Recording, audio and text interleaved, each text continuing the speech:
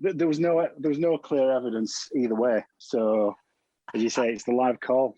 I think there was 3 options there, though. 1, the ball would have popped. 2, the cast players must have been buried below the level of the turf. Or 3, it was a try because the ball was under Kyle Amor, who wasn't that far above the ground when the actual when it in the final wash of it, he wasn't that far above the ground. The ball was tucked into him, and cast players were all on top of him, as well as some being around and underneath. And whilst I certainly understand the you can't give a try if you've not seen it touch the ground idea, like physically, I was struggling to come up with an argument to say that there wasn't a strong likelihood that it did hit the ground, other than we didn't see it touch the ground. So should it be able to be given as a try? Yeah, I mean, from my point of view, it's in terms of pure physics, it's probably 90% likely that he did score. But obviously, only the referee can, from his perspective, can tell us whether he saw the ball on the ground or not. Because for me, if you don't have clear evidence, I don't know. You have to. For me, you send it up as no try, and you say, right, if you can find an angle with your multiple cameras that proves it was on the ground, then that's good enough for me. And that score ultimately didn't affect what the end result was going to be. So, James, do you give a shit one way or another on that one? I mean, not really. It was given a try, wasn't it? And we won the cup. But I do think that I think it's pretty harsh on the referees to say that they got that one wrong. The way that he attacked the line, got over the line, fell with, I don't think anybody particularly underneath him. It just felt like a try. If there wasn't a screen there, you would have been horrified if the ref probably didn't give that as a try. I would have felt. So I do get that you couldn't see it on the angles on the screen, but the way that play happened and the angles of the bodies and how he landed and how certain he was and how kind of the cast players didn't, maybe they were arguing, I wasn't caring or looking, but it felt like they felt it scored as well, to be honest. So I do think that it's I think it was more in the minds of the fans. I think the players understood the game was gone anyway at that point, and points margin doesn't necessarily hugely matter in a cup final, does it? So no. I mean, after at 80 minutes, my observation is, disappointingly, I have to say the better team over the 80 minutes won, because that second half was boringly faultless from St Helens, is how I would describe it. So I sort of think it was the fair result despite the controversy that was in it, and I would have liked to have seen Cass maybe have that extra buffer going into that second half and seen if that made a difference. But ultimately, I think Saints backed themselves to use their game plan that they'd gone away from a bit, and be good enough to get enough points to win from that, because I think they thought we're not going to concede again, and they didn't really. So Al, what was your overall sum up? I had no issue with Saints winning the cup. They were very effective in the game. Part of me just thinks I'd quite have liked to watch this game if it was 14-6 with 5 minutes gone of the second half, if Saints had to chase it a bit more. Because I do kind of feel that, as you say, they kind of shut up shop, didn't they? They put the wall up, and they were very confident. And unfortunately, as I said at the start, the second half, other than maybe a couple of bits of quality from the Makinson try, for an example, it was a bit of a grind to watch the second half because of all the injuries and the stoppages and stuff, and it slowed down so much for me. I was kind of just in the last 10 minutes saying, look, this game is over. Let's just get it over with. Because for me, Saints had outstayed Cass and had, physically kind of beaten them. And that was enough for them to take the cup. And James, after missing out as a Saints fan on getting to celebrate with all your fellow Saints fans, one of the most remarkable moments in rugby league history at the end of last year, being able to celebrate this victory together must have felt sweet. Yeah, it really did. There was huge celebrations in the stands actually, and I think there was quite a lot of emotion in there. I think as well because of. I mean, there's often people who are a bit emotional at a final, maybe usually a grand final more than the Challenge Cup final when your team does win. But I think because of everything that people have been going through over the last year and a bit, it felt like it meant more. And I saw grown men who you wouldn't normally associate with having tears in their eyes bawling in the stands after the game. So. I think there was it was a great moment actually, and despite the game not being a thrilling finish, and Saints really grinding it out, it was one of the best kind of post final whistle in ground celebrations I've probably been a part of, to be honest. And you and your dad getting to enjoy it together. Exactly. It was fantastic to be back in the ground with my old man and watching Saints win another trophy. So hopefully many more to come. But there was a lot of hugging and again, must admit some tears at full time. But just lots of joy being back in there with Saints fans and family and friends. So it was a fantastic occasion. I hope even the Cats fans who've been obviously incredibly disappointed with the result got to share a great day up to the point that they did lose it and had some similar experiences in the run up as well. Yeah, and then the celebrations did they last all the way up the motorway? Did it go on into the night? Have you still been celebrating on a sunny Sunday and Monday?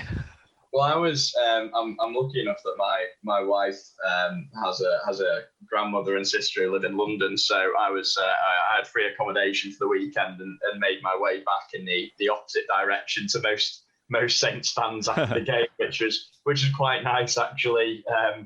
Because even though the celebrations would have been great for the first hour going back on a motorway, they do soon kind of dry up when you're slogging back. That second service station stop when everyone's having a wee and kind of feeling a bit drained of energy because of all the joy and emotion that went on the first service station stop.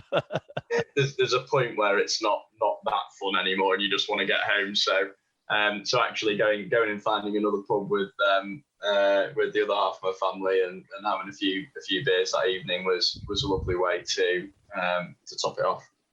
Excellent. Well, great work stepping in for your dad anyway. We thank you for that, and no doubt we'll. In fact, no, I don't want to ever have to hear from more Saints fans anytime soon because that'll mean you've won more finals, and trophies. But you've summed it up really well, James. So thanks for joining us. Thanks, Mark. Thanks, guys. I'm actually after the grand final again, Mark. You never know. So that covers the whole 80 minutes and a few bits wrapping around either side of it, Alan. But we've got loads of other fan views to get through. So I will start with Frogmore, obviously a Saints fan watching on from down under. He said, "Turning up and taking trophies is just what we do." Smug. Yeah. David Hunter says, Cass started strong and did well to lead at half-time, which was based on their defence. Roby try was a no try. Both feet must be brought back into play. Here. Then Saints took over with plenty of territorial advantage and were just too good. Cass should be proud of their defensive efforts, but didn't have enough in attack. Such an enjoyable game. Dr. Bob Phillips said, disappointed to find that the RFL have clearly ruled Yorkshire teams must now only be allowed to play well and score in the first half of matches. I think that's more about the Leeds game. Aidan Stalker says, just very simply, finally. Yeah. It has been a while. Saints fan from the Emerald Isle there, getting his succinct view in. Slightly less smug than his Australian counterpart. Chris Kendall apparently got a fan view in. He said, it's not my fault no one told me the rule about a player needing to be in play before jumping to pat the ball back. I totally didn't spoil the cup final. It didn't. Thanks It for wasn't getting the in touch, outcome I Chris. wanted, but I was still, vaguely neutral. I would certainly say it didn't spoil it for me, but I get why whichever Cass fan or potentially another Wigan fan, I don't know, but whichever Cass fan sent that review in is hurting. I can get that. Yeah, as I said before, I would have just quite enjoyed seeing the game 14-6. But anyway, Carsten said, "What a game! Fast-paced and some amazing tries and skills on display. But the ref did give much value to high shots. I love the video ref mic'd up on the BBC. Something Sky should bring in." Well, before Carsten's days of even knowing rugby league existed in Europe, if you can believe there was such a day, the Sky did used to get the video ref with like a screen, didn't they? And they actually would the John Wells touchscreen effectively. The video refs were at that and would talk you through the whole thing. And it was probably too far that way, wasn't it? Whereas this is the BBC's version seems to be a nice middle ground. But yeah, I quite like it. Do you quite like it? Well, we certainly got to hear all the machinations of it, didn't we? Which is, that was very helpful. Obviously, you don't hear that at the ground. No. So the discussion, or the kind of all the time that Roby try took to decide, it might have been quite helpful to actually hear what the video referee was actually looking at, because it seemed inconceivable that it was taking so long from a fan in the stands point of view, I would say. Fatboy Rob said, "Sometimes you don't get the rub of the green.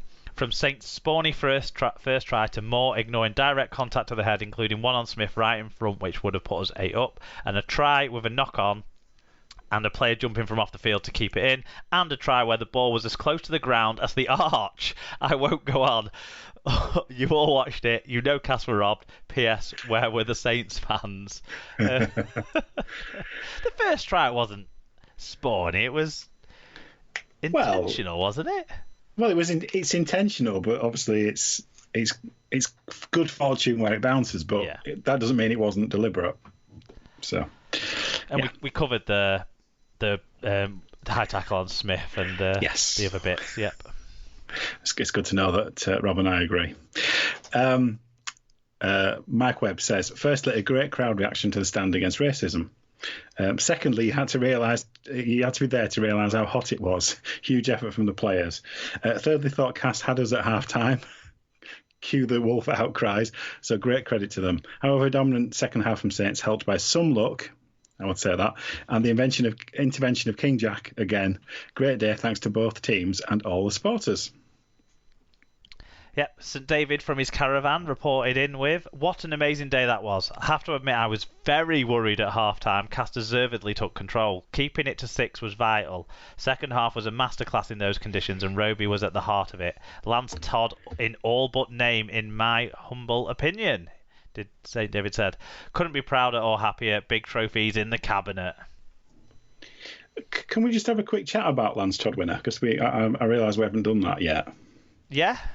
Do you agree with because it's not often the player on the losing side wins, is it? So what were your feelings about that? I thought Evalds was the most exciting player on the pitch, even when Cass had kind of lost their way in the second half in attack. He was the one player that you thought there was a sniff of an opportunity around when he did get the ball. He seemed to have an extra gear, go a bit faster than everyone else, and that was just so exciting. And even though it didn't translate into scores in the second half, you still felt like it was there a little bit. And that try he scored in the first half was people will be talking more about Grace, when does a jump start and when does a jump finish and all of that business, but the one moment that should be replayed from this final is that Niall Evalds try. So and when he kicked away with that extra burst of pace just as he was about to get ankle tapped, I thought it was awesome. Yeah. So I can't argue with it. From a Saints perspective, I'm surprised Wellsby didn't get any votes, because I think he helped change the momentum for them a little bit. Their forwards were not playing, basically casted a bit of a Warrington job on on Saints, his forwards, in much of that first half. But he came on and offered a different